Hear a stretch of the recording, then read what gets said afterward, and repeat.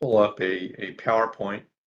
Um, Last week we had kind of an abbreviated session on institutionalism, and this week we'll go beyond that into current trends in churches of Christ. We really want to cover 4 sessions in the next 3 weeks, and then we'll be done. And then everybody can take a break at the end of December. Reagan and Caleb and I are going to do our own thing next quarter, but maybe we periodically we could have a breakfast or a preacher's lunch or something, get together once every couple of months or something. But we're going to do a weekly, just kind of open-ended look at different scriptures in the Bible and different issues that we're going to study.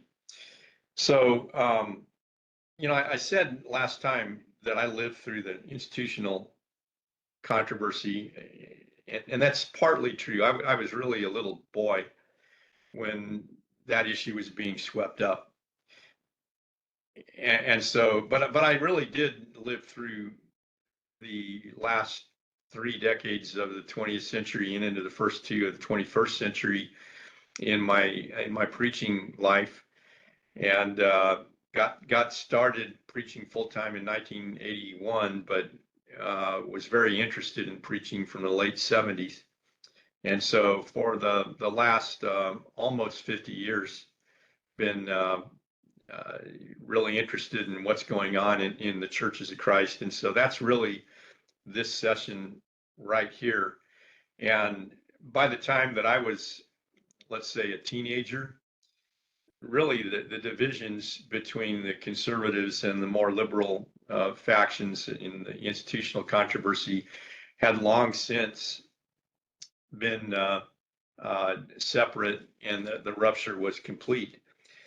So what happens in the 70s, 80s, 90s, and into the 21st century, and there's so many things that have happened, it's hard to pin down all of that, but I want to look at some of the big picture things without getting bogged down into too many details.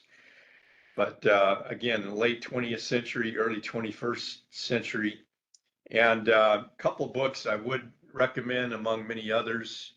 Reviving the Ancient Faith, Richard Hughes. He's liberal, taught at Pepperdine University. He might still be there. I think he's probably retired, possibly even dead by now.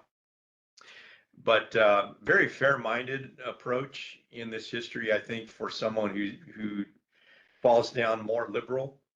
And then Ed Harrell's book, The Churches of Christ in the 20th Century, Homer Haley's Personal Journey of Faith. It kind of sees the entire history of the 20th century churches of Christ through the eyes and experiences of one prominent preacher, Homer Haley, the good, bad, the ugly, and there are all 3 of those in the book. But nonetheless, it tells the story, and Ed Harrell is a master storyteller, or was. He himself is dead now. So one of the things that's happening in the second half of the 20th century is what I think Richard Hughes calls the fight over modernization. And so churches of Christ grew like wildfire in the 1940s and 50s, in the World War II era and the post-World War II era. And then what happens at that point is essentially a repeat of the 19th century, where you have 2nd, 3rd, 4th generation Christians filling the churches, wanting a more sophisticated type of experience in their church life. And you throw in the technological advances of the late 20th century, and you have a brawl over modernization and how modernized approaches should take root in the churches. So you have, according to Richard Hughes, 2 primal pillars of restoration thought: a hermeneutical commitment to the primitive church of the apostolic age, and a countercultural vision of the apocalyptic kingdom of God, in his view, had all but collapsed by the 1960s. Well, again, I lived through the entire 1960s era. I was a little kid, but nonetheless, I didn't, it was a turbulent decade, and I didn't really notice these kinds of things happening in the churches that I was a part of. But I would say by the end of the 20th century, as an adult, being able to kind of weigh things a little bit more maturely, that there's no question that what a lot of Christians would not have realized in the 60s, they were definitely realizing in the 80s and 90s. And so you have a number of prominent leaders in Churches of Christ, particularly liberal-minded Churches of Christ, that had all but given up the restoration plea. And they weren't even pretending any longer to get back to the primitive blueprint of New Testament apostolic Christianity.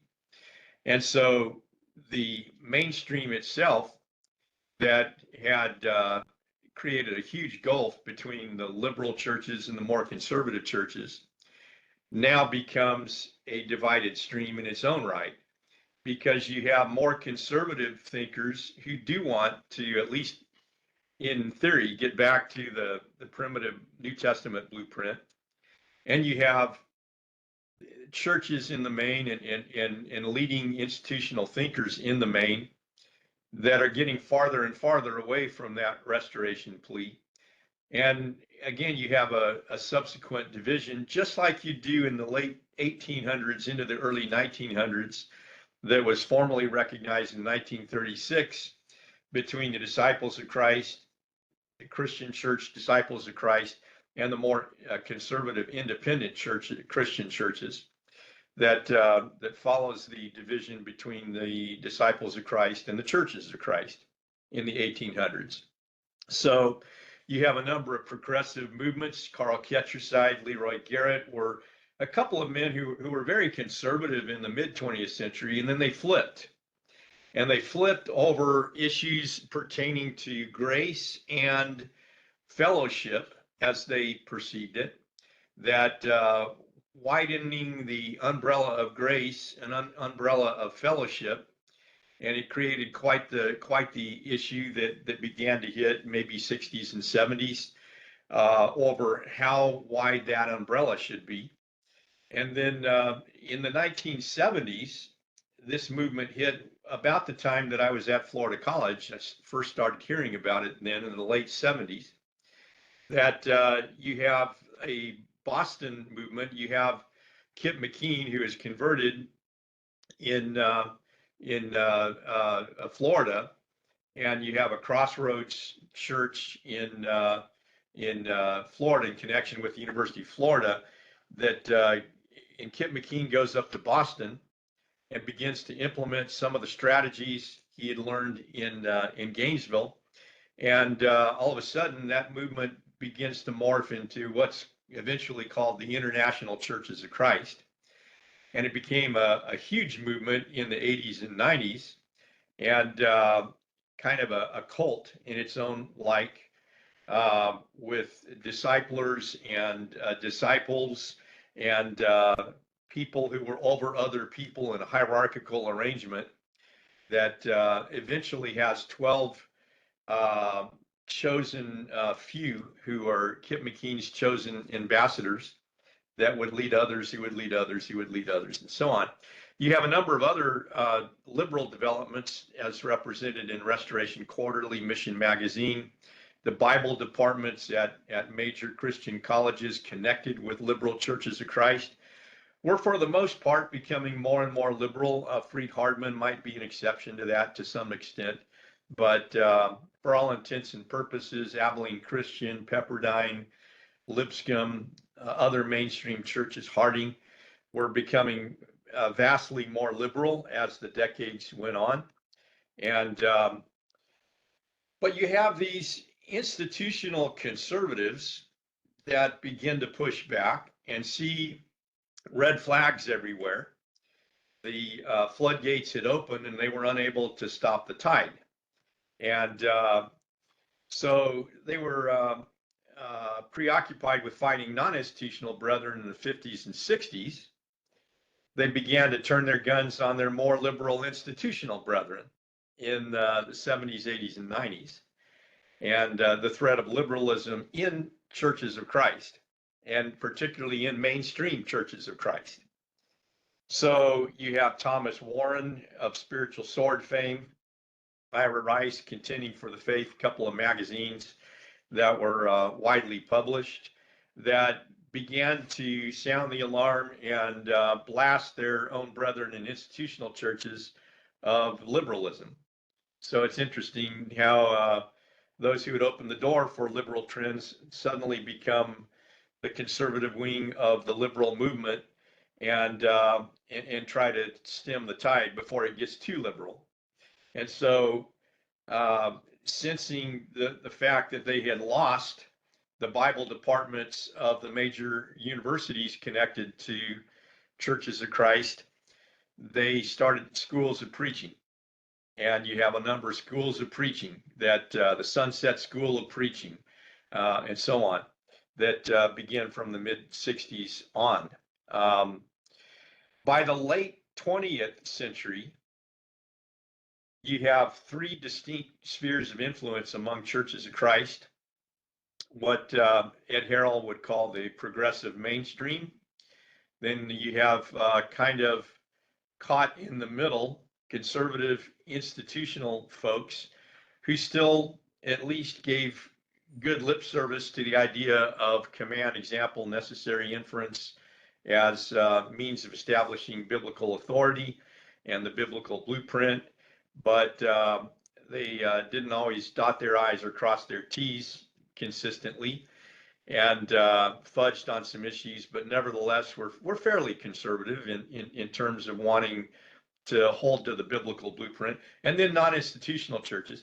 Interesting, because by the time you get to the early 1900s, late 1800s, early 1900s, you also have three distinctive spheres in the Disciples of Christ on the liberal side, the independent Christian churches in the middle, and the Churches of Christ on the conservative side. And you have a kind of a threefold development by the late 20th century that manifests itself all over again. And, Ed Harrell once confided to me that the conservative institutional folks, he said, were in many respects the most denominational of all because they were trying to hang on to the Church of Christ. And those are exactly his words. Trying to hang on to the Church of Christ because it was abandoning them. And so they became very soaked in tradition, but they had opened that door and it was not being closed. So on the progressive side, you have in the 60s and 70s, according to Roy H. Lanier, craftily infiltrating several teachers into our colleges, interesting language, our colleges, who no longer believed in the inerrancy of the Bible.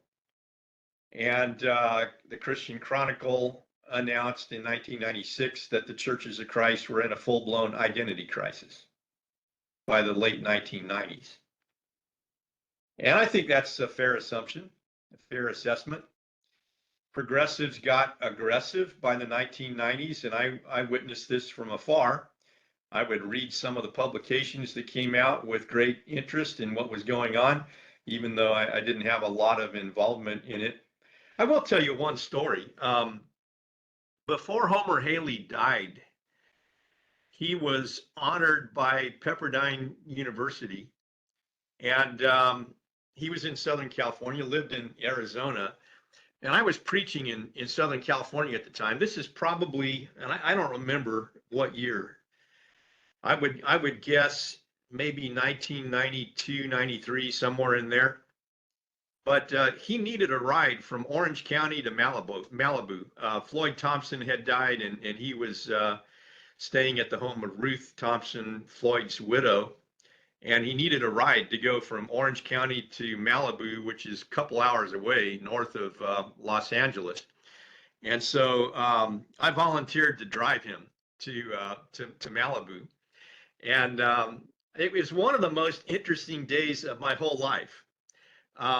So had a Homer Haley privately in conversation for 2 hours up to Malibu and then 2 hours back to Orange County, which was interesting in and of itself. And then we got to campus, and all these old geezers had come to the Pepperdine lectures to and they knew that Homer Haley was being honored at this dinner. Um, and all these people who were old geezers then were coming up to Homer Haley, and he was a former teacher of theirs at Abilene, for example. And they were constantly saying things like, I came here today just to see you. And they hadn't seen him in decades because of these divisions. And, Pepperdine is on the ultra progressive, ultra liberal wing of things. And so it was interesting. So you have this dinner that evening honoring Homer Haley after a whole day of people coming up and expressing their well wishes toward him. And F. LaGard Smith was still teaching at Pepperdine at the time, and he was a law professor, and he gave a speech about how this kind of symbolized two great church movements coming together, which is a bunch of baloney. And then David Davenport, I think, was the name of the president of Pepperdine, and he gave a speech, and there was hardly a dry eye in the whole house. I mean, people had had their dinner, and you have a lot of weeping going on, because it's hard for me to convey to you how much respect Homer Haley had, even among these men who had gone a very different direction of things. They remembered his teaching and preaching from way back. And so they gave him a standing ovation, and they gave him a plaque, an award for all his years of Christian service. And I think it was their way of saying, okay, now we're confident enough that we can even honor some of you conservative folks. And so they gave him a standing ovation that must have lasted a minute or two in length, and it was wild. And then everybody stopped clapping, and then they give him this plaque, and then he steps up to the microphone, and this is a moment I'll never forget. He steps up to the microphone, and he says, "You brethren need to return to the old paths." I'm telling you, you could hear a pin drop. It was wild. But you brethren need to return to the old paths. I couldn't believe it, but it was one of those moments I'll never ever forget. But anyway, you have a lot of these kinds of fellas that whose names I certainly know, and you may have heard of or read about in times past, who were pressing the envelope.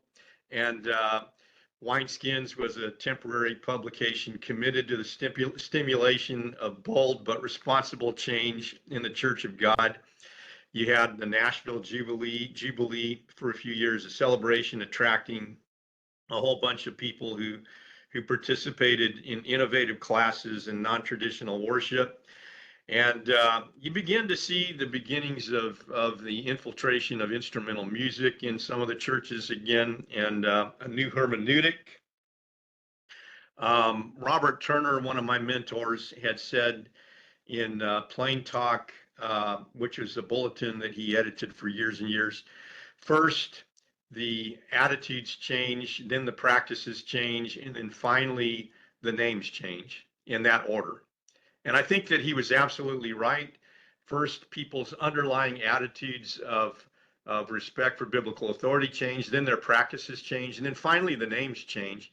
And you have some churches then that would no longer call themselves Churches of Christ, because that's too embarrassing at that point.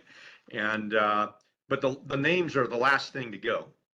The attitudes change first of all, then the practices, then the names. But you have people calling for a new hermeneutic in the 80s and 90s. Lynn Anderson pled for more tolerance of right-brain Christians in a left-brain church.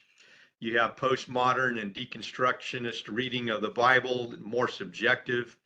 You have an advancement of an American liberal social agenda that begins to take root in a lot of these guys.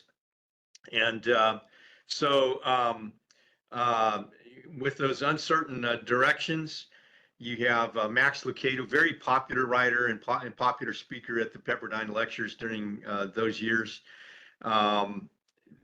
You have them introducing, essentially becoming an evangelical church. I mean, they even dropped the Church of Christ and name and introduced instrumental music, and very still a very popular writer. But same thing with several other guys. Rick Atchley, praise teams like Hillel, members start to embrace instrumental music, and lectureships at the various universities embracing new philosophies. I began to hear that. I went up to the Pepperdine Lectures a couple of times when I lived in Southern California just to check it out, and was just amazed at some of the things I heard. There was just these guys had advanced so much they didn't even think like we think any longer. And unity meetings with Christian church leaders, and the non-institutional churches, on the other hand, during the second half of the 20th century, were in survival mode, and many of them starting over, eventually expanding those small churches that started in the 50s and 60s, as they had to start over in many cases. You have a separatist outlook, a central commitment to the New Testament blueprint that still is there for the most part, but you do have, by the end of the 20th century, what this is Ed Harrell's observation, that some internal tensions between traditionalist tendencies versus a mindset of continual reexamination of truth.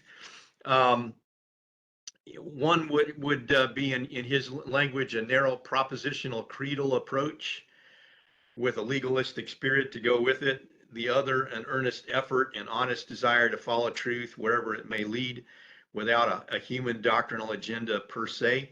So by the late 20th century, you have brethren on the one side of that divide beginning to draw up lists of what constitutes faithfulness on certain high-profile issues, versus kind of a Robert Turner influenced approach, where we're going to go wherever the truth leads us and not draw up any kind of a creedal statement or a litmus test for fellowship per se.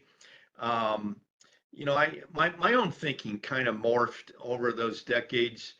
I can remember when I was a student at Florida College, and in my early first few years of preaching, I would tell my wife that I ate, drank, and slept marriage, divorce, and remarriage, and that's all I could think about. I mean, I tried to figure out every possible scenario and try to have it all figured out in my head, and kind of finally came to terms with that, not in trying to go to any kind of a liberal extreme, but figured out that there may be some situations I may not ever figure out,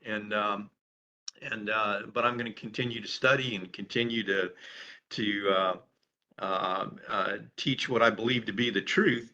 But I can remember contributing 2 conservative chapters to a book on divorce and remarriage. This is probably the late 80s or early 90s, and those chapters are still there. But I would still pretty much stand by what I wrote. But I can remember telling someone that this book is going to be kind of a definitive treatment of divorce and remarriage, and that's kind of cocky as I look back on it, because I'd rather the Bible be the definitive statement on that, and rather than anything that human beings come up with. But there was a lot of infighting during those years on different issues. Divorce and remarriage was one of them. And So conservative Christians were trying to find their way. In some cases, turn their guns on each other. In other cases, we're just trying to survive and build churches from scratch. And as the 20th century gave way to the 21st century, that divide between liberal and conservative has grown even greater, except for those conservative institutional churches that are in no man's land. And many of them are reaching out to us these days because they're kind of like dwindling to the point that the red flags are going up everywhere. And I find it very interesting that we might even have some opportunities to influence some of those people. But nonetheless, you have a general direction among conservative churches in the United States, progressive mainstream churches of Christ blending in with the larger cultural and religious trends, conservative, more conservative institutional folks, but they're still decidedly institutional, holding the line on Church of Christ traditions, and then non-institutional churches that are still by and large non-sectarian, still by and large seeking biblical authority for beliefs and practices. Although I'm beginning to see some changes in attitudes and practice across the board, even in non-institutional churches. But again, Floyd Thompson that I had alluded to earlier was a prominent preacher in Southern California, and during a preachers get together, one of the younger preachers asked him, this is way back when, what's the next big issue going to be? And some said divorce and remarriage, some said something else, and all these opinions came down. And he said, it will be something to do with biblical authority. It always is. In terms of issues that cast a large shadow and create wide-scale division in the churches of Christ, always has something to do with biblical authority and differing attitudes on biblical authority. And I really think that he's absolutely right on that.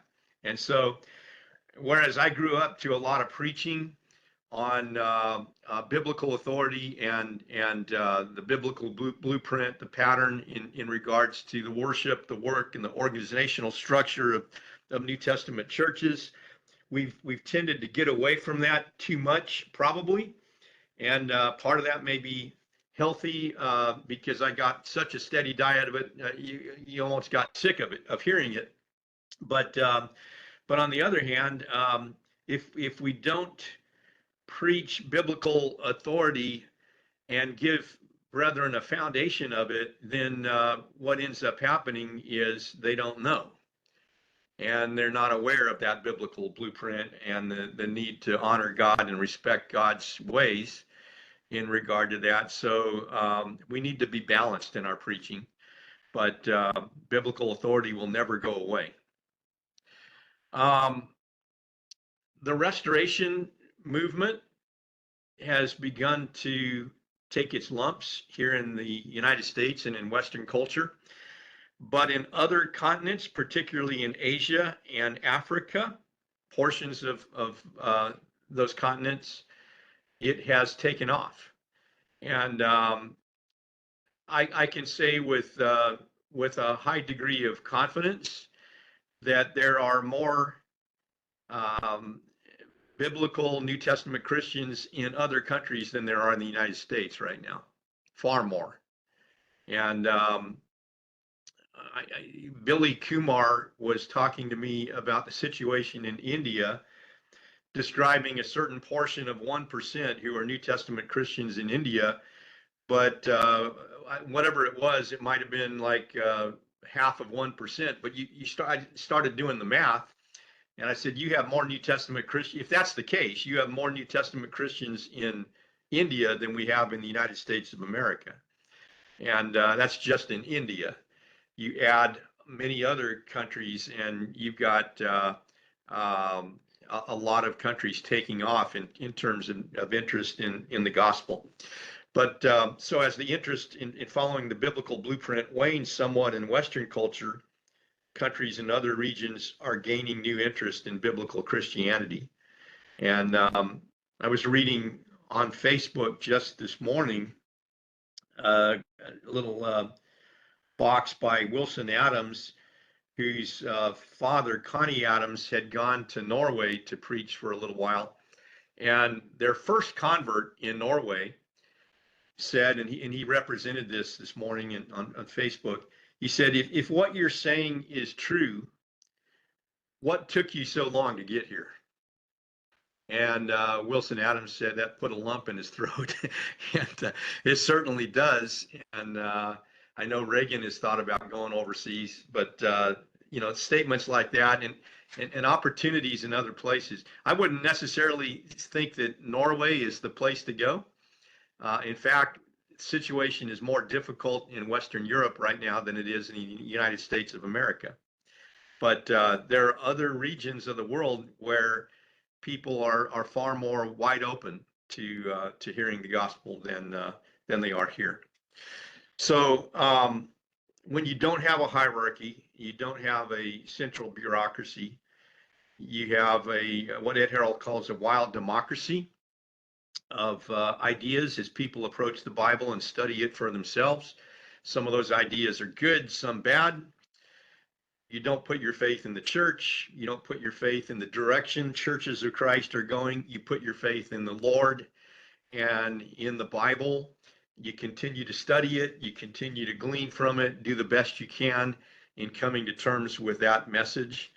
And, is the restoration ideal a lost cause? I don't think so. Not by any stretch of the imagination, but the whole idea of restoring the primitive blueprint for New Testament Christianity is definitely not a popular idea in our culture at this time, but it does resonate still with certain individuals. And so they're still out there. We are finding them occasionally. Church history can be both invigorating and deflating. And in what ways do human beings keep making the same mistakes? I mean, they tend to repeat themselves, don't they? Is God's standard of excellence subject to human modification? No, you never lower the bar of God's standard. You keep pressing on toward the bar of the high calling of God in Christ Jesus. And nonetheless, in what ways do individuals and local churches sanction lowering the bar of God's expectations? I think this is a dangerous trend that I do see in even conservative churches of Christ right now, is that we have become so acclimated to American culture that we tend to look down horizontally across the pew and look with favor on people who are making something of an effort, but it may be a compromised effort, and we are not making the Bible the mental furniture of our lives to the extent that we should, in my opinion. And therefore, what can easily set hold in our thinking and in the church's thinking is a tendency to measure ourselves in light of the existing culture rather than in light of the standard that the Lord sets for us. And I'll leave you on that note. Even though we fail to meet God's standards, we should continue to try. We all do need an ample supply of grace, but should we spend endless time worrying about actual numbers of faithful Christians in this world? I don't think so. God will always have a people, and he certainly has a people. Now, the real issue of what our focus should be is whether we belong to that people and whether we have genuinely committed ourselves to the Lord and his cause. The Lord knows those who are his, 2 Timothy 2:19. And this is something that was pounded into my head by Robert Turner over the years. We may not be able to infallibly determine who the faithful are on the earth, but we can certainly strive to be pleasing to him in all things and to be the faithful ourselves and to encourage others to be faithful to that biblical blueprint. And when we do that, as we grow closer to the Lord, we'll grow closer to others of like mind who are trying to do the same thing. And that restoration spirit is still alive and well in the hearts of those who get that and who want to embrace it wholeheartedly. I don't think we should worry so much about the direction that the churches might be going or the health and report card of the churches. Let the Lord deal with that. But concern ourselves with the circle of influence that we might have and our own selves, our circle of influence, our family, our local churches, other Christians with whom we might have influence without worrying about what's happening worldwide so much other than situations that we might be able to help and address, and let the Lord worry about the rest. Anyway, that's I'm going to get into the beginnings of the next PowerPoint, but questions or comments on any of this? Yeah, and in reading some of these books about the history and all the conflict that took place, and then going back and forth with the different thinkers and the people of the day, people like Foy Wallace and people who were very kind of argumentative. And when it comes to the test of fellowship, where do exactly would you draw the line? Because, like you said, we all fail to meet God's standards, yet we're trying to keep those standards high.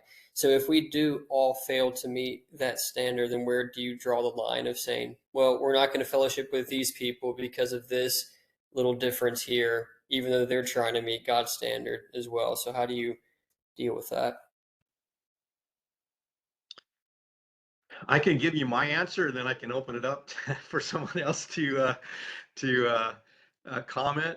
I don't think you ever compromise God's standard, even if you don't meet it personally. And uh, this is something else Robert Turner taught me that uh, that our job is to span the gap between the way things are and the way things ought to be. You don't ever institutionalize the lowering of the bar. You keep the bar exactly where God puts it. And our job is to try to span that gap between the way things are and the way things ought to be. And I think you do that locally and you do that corporately. I mean, individually. Individually, if I'm not everything I need to be as a Christian, and I'm not, then I need to strive to eliminate that gap. And in terms of the local church of which I'm a part, when we detect that we're not everything that we should be, we should admit it, and we should strive to become everything God wants us to be. I don't believe that the need for grace ever justifies blatant sin. It never justifies sweeping blatant sin under the rug. What it does is it calls attention to our own personal weakness and our own need to depend more on God and to get our lives more in line with what He wants them to be. And so that's how I answer that.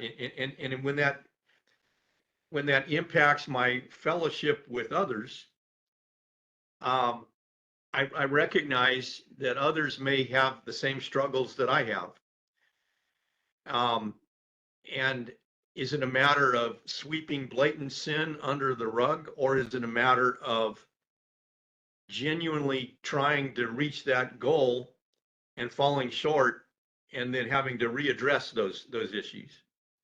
And I think those are two totally different things. And it's the difference between hypocrisy and authenticity.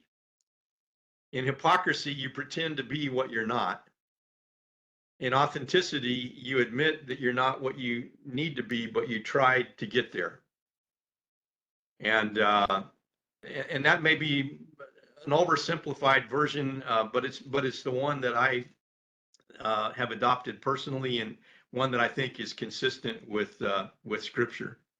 I don't know that it fully answers your question, but it does take a kind of the broad approach of the parameters I think that are scripturally right personally. I'll open that up to others though. I don't have the last word on that.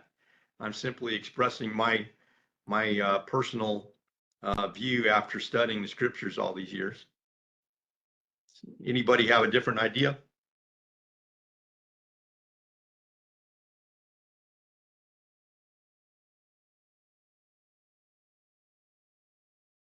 You're a bunch of chatterboxes today. Mike, can I ask something here? It's to kind of go follow up with Caleb's question a little bit. Is something that I've noticed since I've been preaching, so not long, but over the last 15 years, there is, from when I was growing up to now, a different attitude towards, and I think maybe to use Caleb's language, like the way we fellowship with institutional brethren. And maybe specifically in your chart, the conservative institutional brethren, like you said. And so I think there is a challenge. I don't know if you have any thoughts to add to that, specifically with that caveat that, we're looking at, because when I was growing up, like, we didn't announce anything that happened at the institutional church across town. We didn't go there. They didn't come to us. None of that. But not just here, since we've moved here, I'm talking about like even in Alabama, that those lines seem to be trying to blur a little bit, at least with the conservative institutional groups. And so maybe there's a follow-up question in a more local sense of us fellowshipping or acknowledging a group that still has some institutional leanings, but maybe is conservative in their other teaching, or trying to attain to that high bar in the way that they teach the gospel message. I don't know if you have any thoughts on that. Again, I'll express my thought, and then if someone else wants to jump in, that'd be fine. I cannot have any fellowship in something I think is wrong. If an institutional church calls me to come and preach for them, I'll come and preach for them. And I may even try to address some issues with wisdom, given the nature of the circumstance and opportunity. But I'm not going, if I'm not going to place membership with a group that is overtly doing some things I think are unscriptural, and to the extent of my ability to plant the seeds of truth, I'm going to do that in any of those situations. But I also think there's an opportunity right now that is presenting itself, and we ought not to scoff at the opportunity. In the early 20th century, there were thousands of people who were in the more conservative, independent Christian churches who left those churches for churches of Christ because they were discouraged with the liberal thinking that had begun to set in. And so they were moving in a more conservative direction. And throughout my time as a full-time preacher, we've had members of more liberal groups place membership with us, many of which were discouraged about what was going on in their institutional churches. And so if more conservative institutional churches are now reaching out to us to get preaching help, I think it's an opportunity. I still personally do not announce their meetings as if I'm okay with everything that's going on there. And that's a personal thing. I don't want to convey the idea that I'm okay with everything that they do. And by the same token, I realize that as life in these United States gets murkier and murkier, there are a lot of Christians, even in conservative churches, that are struggling, and other conservative churches I see that that are beginning to do things that I wouldn't approve of either. And so I don't know how always where to draw that line, other than to try to give the benefit of the doubt where I can, and to try to keep those doors of opportunity open when I can, without in any way, shape, or form sweeping blatant sin under the rug. And that's kind of the tension that I hold in my own mind on those things, for better or for worse. I think that when we have opportunities, we ought to exploit them, take advantage of them, without endorsing the crossing of that line. Anyway, that's my own take on it. Anybody else want to weigh in on that? There's a church that I've preached for a few times. Caleb's been there a couple of times. I think Mike's been there as well. That's a little more institutional, and it's kind of that middle ground kind of thing. And they have like a fellowship hall in the back, and they were having a potluck on one Sunday, and we went there, and I was there in the morning. I preached. They invited us to lunch, and we said nope and left. And it was a little distinction there, and it drew a line with some people, and we had a couple of conversations based off of it. But there to help as I can, but also not going to take part in what I don't believe in. And so there's still that distinction, but there's some amount of togetherness we can have. So it's weird, and I don't know what to do with it. But yeah, and in all honesty, I don't always know what to do with it either. I would feel worse if I didn't take advantage of the opportunity to influence some folks. And so I think I feel honor bound to go preach, but at the same time, I also feel honor bound to plant some seeds that hopefully will force them to think about some bigger picture ideas. So, in any way, when you get it all figured out, let me know.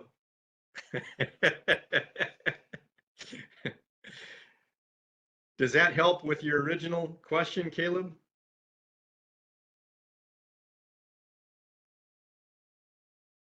Okay, our time is almost up, but I'm going to show the first few slides of the next PowerPoint just because I want to get a little bit ahead. So bear with me for just a second here.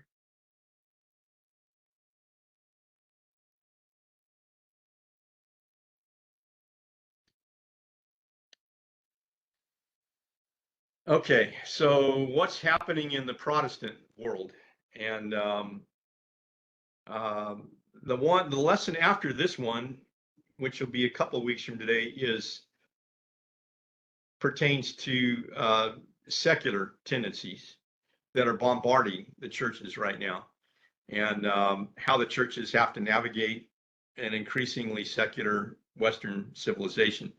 So, but what's happened in the Protestant churches in the 20th century on into the 21st century? In the early 20th century, Protestants essentially divided into two main factions: mainstream liberal Protestants and conservative evangelical Protestants. The liberal Protestants, by and large, reject biblical authority and assimilate it into mainstream American society. When I was growing up and a preacher preached on what the Methodists or Presbyterians did, infant baptism would be part and parcel of that sermon. But if I were to preach on what Methodists and Presbyterians do today, it would be less about infant baptism and more about homosexuality and some other things, because their whole attitude toward biblical authority and inspiration is completely compromised their religious practice. Conservative evangelicals, on the other hand, many of which are strict Calvinist, premillennialist, and Pentecostals, tend to interpret the Bible more literally. You have the more conservative in this camp, who are called fundamentalists because they have a certain set of fundamentals that they adhere to at all costs, but oftentimes with terribly deviant theology. And so you have those two different tendencies among Protestants. And so as far as the mainstream Protestants are concerned, you have more liberal varieties of Lutherans, Presbyterians, Methodists, Episcopalians, the United Church of Christ, no resemblance. Evangelical, on the other hand, generally Baptist, Pentecostal, Nazarene, more conservative Presbyterians, Lutherans, etc. A number of community churches are essentially Baptist churches without the name, and that would include many of the mega churches. So going back to the mainstream Protestants, they were influenced greatly by the Age of Reason, Enlightenment, and Modernism, and they were really beginning to change in the 1800s. But by the time you get into the 1900s, that trickle becomes a flood, and eventually produces new understandings or interpretations of the Bible and its teachings. They get farther and farther away from any vestige of biblical roots, and great diversity of opinion, with less emphasis on the literal interpretation of Scripture, and an intimate, personal, and sometimes ambiguous view of God, with a very subjective approach, wider scope in views on salvation and who exactly is saved, and non-traditional views of heaven and hell, and an emphasis on inclusive fellowship and community, with a wide circle of people embracing the higher criticism of the Bible. And I think the Jesus Seminar in the late 20th century is kind of reflective of this. You have theological departments in major universities, including private theological seminaries that had gone rogue, essentially, and the Jesus Seminar determined that Jesus did not say 82% of the things attributed to him in the Gospels, and did not do 86% of the things attributed to him in the Gospels. For example, of the 111 sayings that Jesus recorded in Mark, they believed that, or decided by vote, that only 17 were actually spoken by him, and the rest were added later by church leaders. So if that were true, most of what Jesus actually spoke has been lost.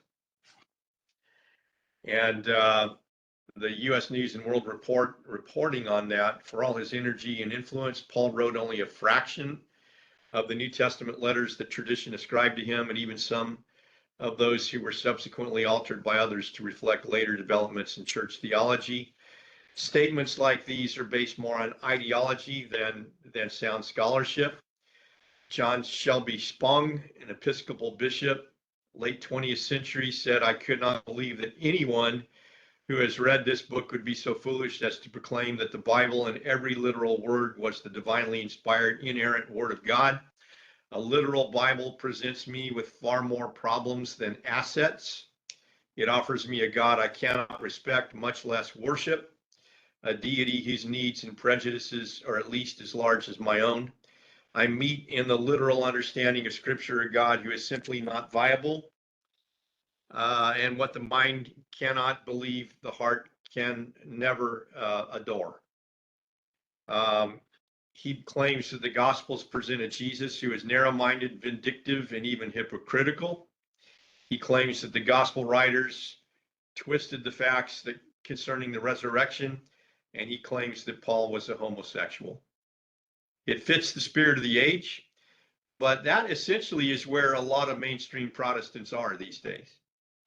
So rather than argue about infant baptism, you are looking at the wider view of God, the Bible, and bigger issues.